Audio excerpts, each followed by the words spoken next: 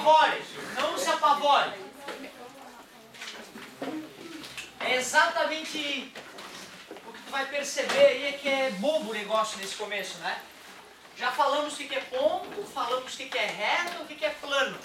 E vimos 9 postulados de Euclides, que falam sobre essas coisas. Em uma reta existem infinitos pontos, e fora dela também.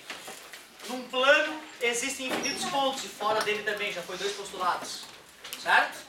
Um ponto separa uma reta, um ponto pertencente a uma reta, separa ela em 2 semirretas. Por um ponto passam infinitas retas. Né? Por uma reta podemos passar infinitos planos. Certo? Uma reta que está contida em um plano o divide em 2 semiplanos. Por uma reta e um ponto fora dela.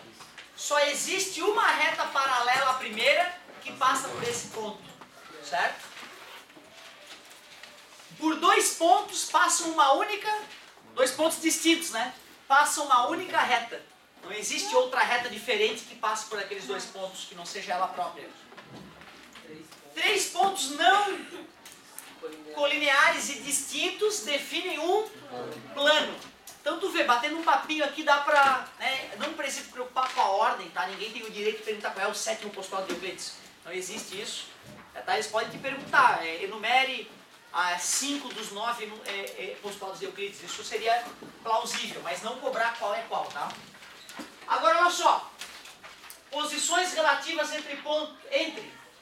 Agora eu quero te mostrar quais situações eu posso colocar, por exemplo, entre um ponto e uma reta. É ridículo, tá, gente? Ou o ponto pertence à reta, ou não pertence. São as 2 opções, né? Um ponto e uma reta. Ou um está conectado ao outro, ou não. Um ponto e um plano. Adivinha? Quero ver, duvido. Ou o ponto pertence ao plano, então vamos chamar de plano alfa, e ponto B. Eu posso dizer que B pertence a alfa. Certo? Ou eu posso pegar um ponto que não pertence ao plano e dizer A não pertence a alfa. Assustador. Professor, por que fazem isso, professor?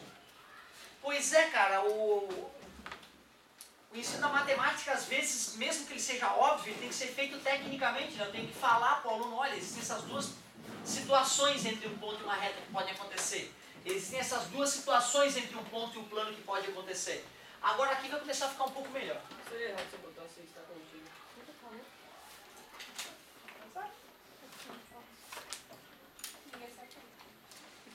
Eu preferiria o pertence porque é como se fosse o ponto fosse um elemento deste grande conjunto de pontos que é a reta.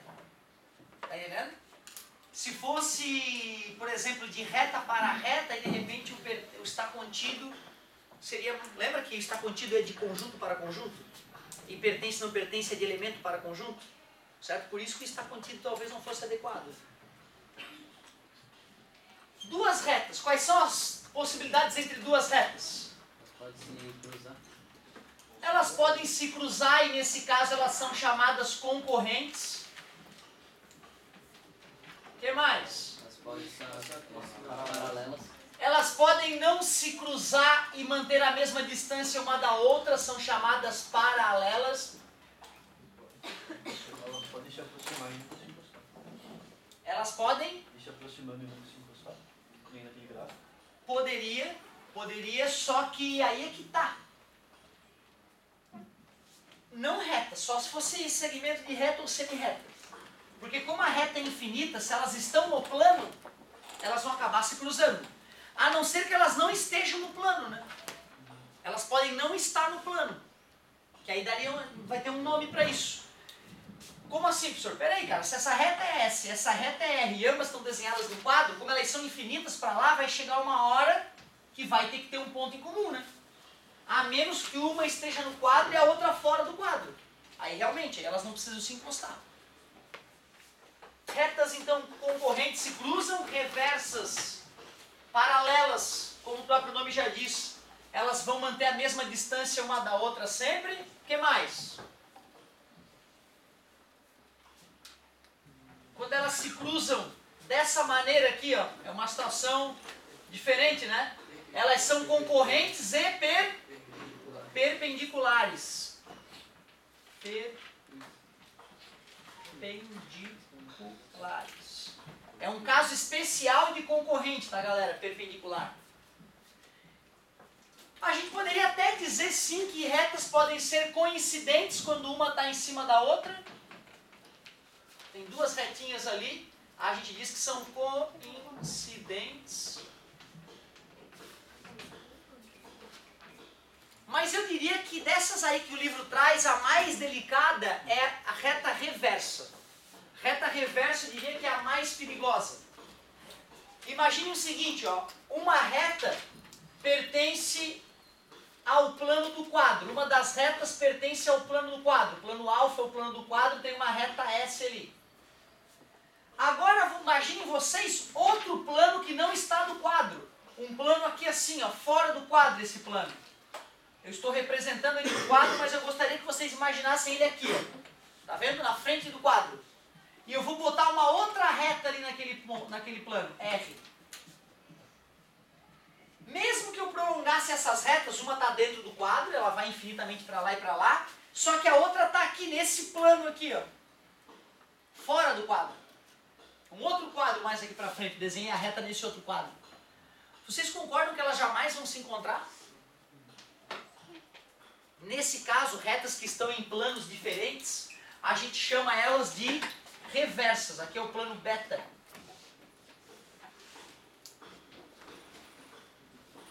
Retas reversas. Me dá, usando exemplos da nossa sala de aula aqui, me diz duas retas aqui na sala de aula que poderiam ser ditas reversas. Essa aqui, essa linha. E qual do quadro? Essa aqui? Pode ser, realmente, né? Será que existe uma forma de eu passar um plano que bata nessa reta, que contém essa reta e contém aquela ao mesmo tempo? Deixa eu ver. Vocês concordam que todos esses planos aqui, ó, esse outro, todos eles passam por ela, né? Que planos que passam por essa reta aqui? Deixa eu ver. O quadro, esse outro aqui, esse, infinitos. Algum desses planos passa por aquela e por essa ao mesmo tempo? Não. Então, realmente, o amigo deu um bom exemplo de retas reversas. O perigo seria tu falar, tipo assim, ó, essa aqui e essa aqui, ó. O cara pode se distrair e pensar, essa reta aqui pertence a esse plano. E essa reta de cima pertence a essa parede. Mas sim, essa parede não contém aquela reta também, né? Então tem que tomar cuidado, né? Essa parede contém aquela reta ali que é a quina e contém aquela reta lá, então elas já não são reversas, né? Mas a sala de aula é um lugar perfeito para achar retas reversas. Aquela reta lá, por exemplo, ó, e essa reta aqui, ó, elas são reversas, né? Essa aqui vai para lá infinitamente e vai para lá infinitamente. Aquele outro cantinho, ela sobe infinitamente e desce infinitamente. Existem vários planos que passam por aquela, esse, a própria parede, o teto. Existem vários planos que passam por aquela parede, essa parede, esses outros planos todos aqui passam por lá, mas nenhum desses planos passa ao mesmo tempo por aquela e por aquela. Quando isso acontece, elas são ditas retas reversas. Eu acho que é a única palavra nova para vocês. Se tem uma reta aqui embaixo dessa reta, eu posso formar um plano assim, faça... Qualquer um plano que tu imaginar que toque, que as duas fiquem mergulhadas nesse plano, tu já está provando que elas não são reversas. Mas no caso ficaria tipo em cima, sim, e embaixo. Assim. Qualquer reta dessas do teto e qualquer retas assim, ó, no chão, elas não são reversas. Porque eu posso passar um plano mesmo de lado conectando elas. Beleza?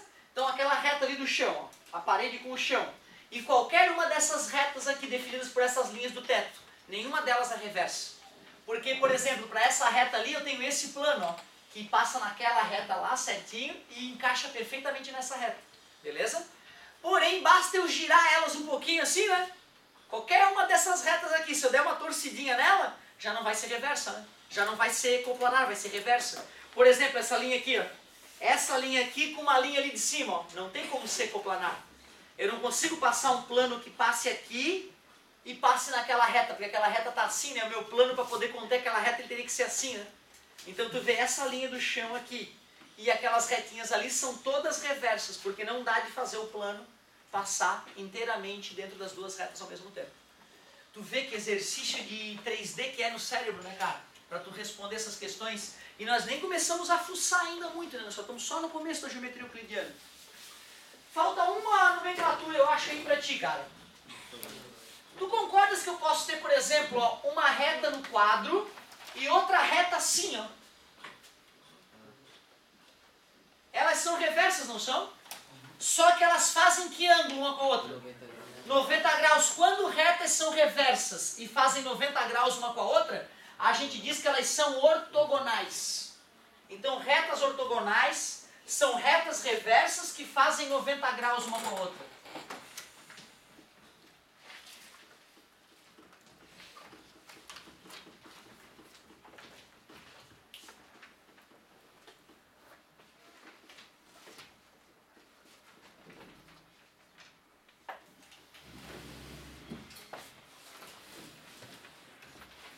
Ortogonais, retas reversas que fazem 90 graus. Então cuidado, hein? É muito comum a gente usar ortogonal como perpendicular. E agora aqui na geometria euclidiana são coisas diferentes. Coisas perpendiculares estão no mesmo plano.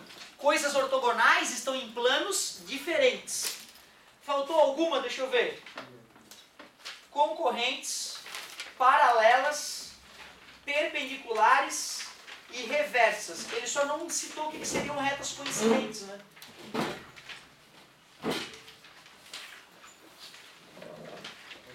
Tu viu que ela só para a reta ele está dizendo que está contido, certo? E para a ponta ele está dizendo que pertence, né? Tem a ver com aquilo que eu estava te dizendo.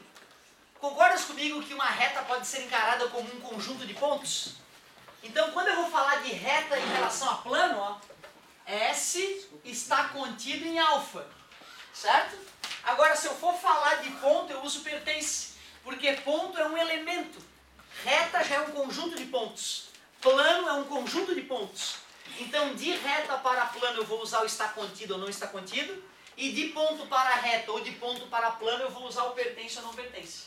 Bacana aquela tua colocação, eu não teria feito essa observação se tu não tivesse levantado essa pergunta. Fechou. E aí depois ele começa a falar, aliás, ele antes de começar a falar da determinação de plano, arrisquem ali a página 60, galera, ó. Dá uma olhadinha ali na página 60. Pode resolver aquele exercício bem rapidinho. Alguns minutinhos para a galera dar um gás ali na página 60, eu já corrijo. Fala, meu querido. Ótimo.